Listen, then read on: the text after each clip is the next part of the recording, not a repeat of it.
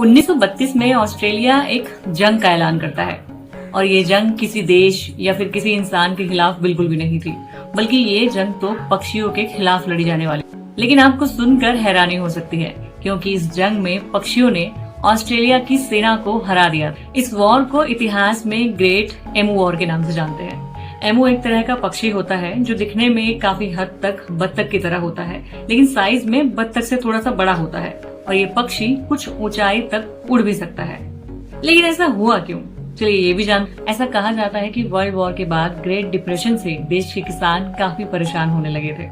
गेहूं की फसल के दाम अचानक ही बहुत नीचे आ गिरे थे और इसी के साथ 20,000 से भी ज्यादा संख्या में एमूस खाना और पानी की तलाश में किसानों के खेतों में घुस गए और अब इन एमूस ने किसान की फसल के साथ साथ उनके खेतों को भी बर्बाद करना शुरू कर दिया। और फिर किसानों ने एमूस के इन हमलों से परेशान होकर सरकार से हेल्प मांगी, तो सरकार ने अपनी सेना को हथियारों के साथ तैयार किया और कहा कि अब हम एमूस के खिलाफ वॉर लड़े। अब ऑस्ट्रेलिया के सैनिक अपनी मशीन गनों के साथ एमूस को मारने के लिए तैयार खड़े थे।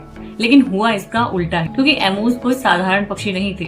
ये 50 किलोमीटर प्रति घंटा की रफ्तार से तेज दौड़ सकते थे और ये हमेशा ही छोटे छोटे ग्रुप्स में बट जाया करते थे।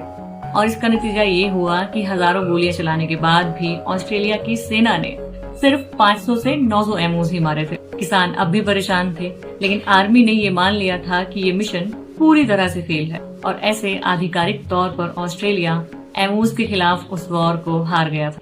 आज भी ये घटना इतिहास की सबसे अजीब कहानियों में गिनी जाती है, जहां इंसान और मशीन गन भी एक पक्षी को नहीं हरा पाए।